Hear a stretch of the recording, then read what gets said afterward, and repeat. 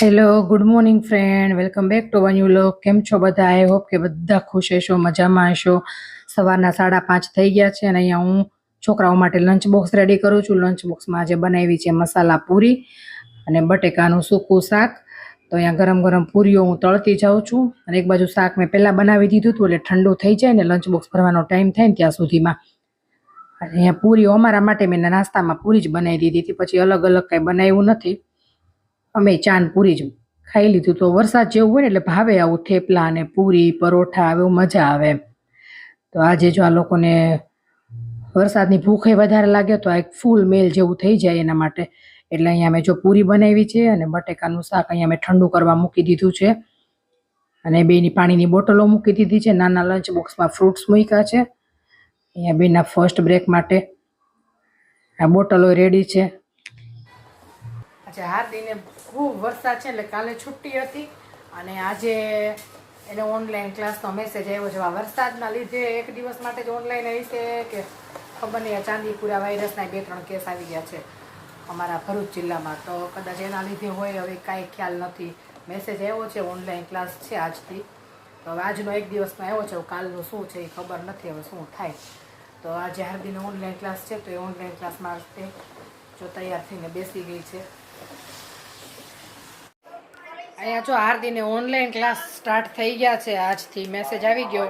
હવે ખબર નહીં આ કેમ ઓનલાઈન રહેશે ચાલુ કે શું થશે ખબર નહીં. હવે હાર્દિક કેવું ફીલ થાય તને ઓનલાઈન ક્લાસ સ્ટાર્ટ થયા છે? પહેલા જેવું આપણે ઓનલાઈન ક્લાસમાં રહેતા ને કોરોનામાં હતું એવું 2 વર્ષ જેવું.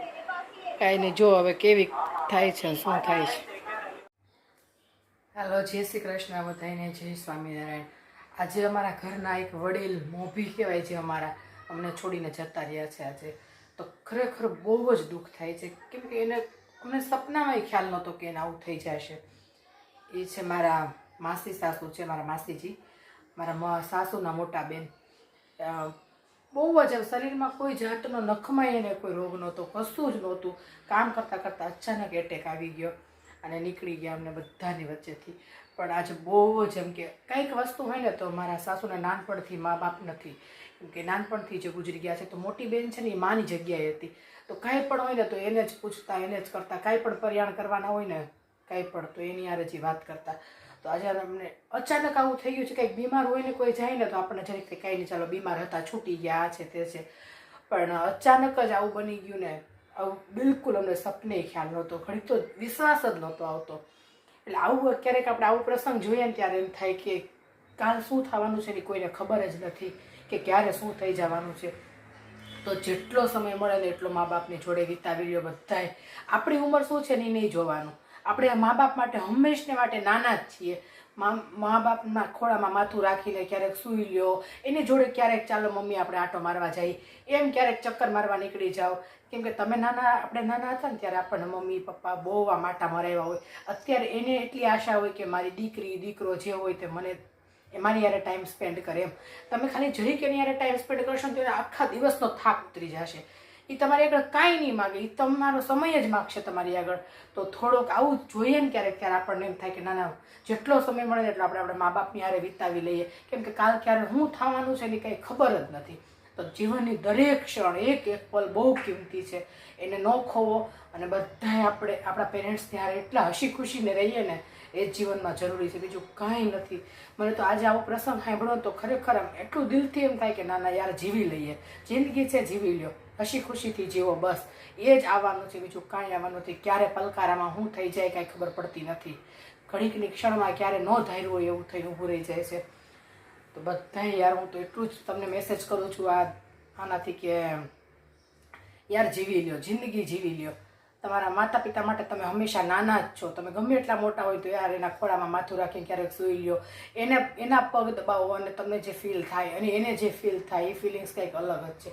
એને કંઈક ક્યાં ચાલો મમ્મી આપણે જરીક ચક્કર મારી આવીએ, જરીક એની હારે હાથ પકડીને એની આંગળી પકડીને ક્યારેક આટો મારજો, બહુ સુકૂન મળશે. એ સુકૂન તમને ક્યાંય સ્વર્ગનું સુખ છે એ તમને બીજે ક્યાંય નહીં મળે જો તમે એને ફીલ કરી શકો તો. તો બસ જો જિંદગી મળી છે તો જીવી લેજો. કાલે શું થવાનું છે એ કોઈને ખબર નથી. અચાનક અમારા ફેમિલીમાં આવું બની ગયું છે એટલે અમને ખરેખર બહુ દિલથી દુઃખ છે. પણ દુઃખી થવાથી તો હવે શું થવાનું છે? ભગવાનના આત્માને શાંતિ આપે એ જ આપણે પ્રાર્થના કરી શકીએ, બીજું તો કંઈ થાય નહીં. તો બસ ભગવાન બધાને શક્તિ આપે આમાંથી નીકળવાની. ચાલો તો આજનો દિવસ હવે કઈ રીતે છે જોઈએ. શ્લોકની આઈઝમાં જોવા દે તો શ્લોક આખી આઈઝ જો રેડ થઈ ગઈ છે ને, આ આંખ આવી ગઈ છે એની આઈઝ આખી રેડ થઈ ગઈ છે. એટલે શ્લોકભાઈને લઈને હવે દવાખાને જવું છે. જવું છે ને શ્લોક? બતાવી દેવાય બેટા, પછી કાલે સ્કૂલે જવું હોય ને તો સારું થઈ જાય. હે ચશ્મા પહેરી લઈશ તોય તો દવા લગાવવી પડે બેટા. જો સરખા પહેર, કાઢતો નહીં હોય ને તો પછી બીજાને થાય, તારી સામું જોવે ને તો. શ્લોકને કાંઈ હતું નહીં, અત્યારે સવાર ઉઠીને જોયું તો આંખ આવી ગઈ છે. એટલે હવે એક વખત કીધું બતાવી જ દઈએ, નહીં તો વળી વધારે થાય ને પાછું આજે સન્ડે છે એટલે ચાલે, કાલથી પછી સ્કૂલ સ્ટાર્ટ થઈ જાય. એટલે તો જોઈને લઈને હવે હું જાઉં છું દવાખાને. એક વખત બતાવીને દવા લઈ લઈએ ને તો ફટાફટ સારું થાય, કેમ કે પછી અંદરથી બહુ જ દુખે. એના લીધે માથું બધું દુખે છે, નાકમાંથી કન્ટિન્યુ પાણી ચાલુ રહે છે. તો ચાલો એને પહેલાં હું બતાવી આવું શું કહે છે. અત્યારે બહુ જ આંખોના ઇન્ફેક્શન છે અત્યારે એના. સ્કૂલમાં 2-3 ને છે, એટલે એકાબીજાનો આ ચેપી રોગ છે, એકાબીજાને તરત ટચ થાય એને સામું જોવે તોય થાય. તો વધે નહીં આગળ, તો એના પહેલાં આપણે બતાવી દઈએ ડૉક્ટરને. ચાલો તો હવે જઈ આવીએ છીએ. ચાલ શ્લોક રેડી થઈ જાય, ચાલ જતા આવીએ છે. પછી સન્ડે છે, પછી ડૉક્ટર કોઈ બપોર પછી ના હોય. ચાલ મટી જાય, કાંઈ નહીં તો ટ્યુબ આપે લગાવવાની. કેમ ચશ્મા પહેરતો જવું તો પડે જ તે. હા હેલો, એ તો ના પાડે છે પણ હું જબરદસ્તી લઈ જ જઈશ.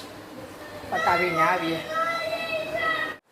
ઘરમાં કંઈ એવો પ્રસંગ બની ગયો હોય ને આપણું મૂડ જ ન હોય કંઈ નવું કરવાનો, તો મને મૂડ જ નથી બનતું કે હું વિડીયો બનાવું એવું. તો આ એકદમ નાનકડો વિડીયો છે, તો આઈ હોપ કે તમને બધા મારા વિડીયોને પસંદ કરશો.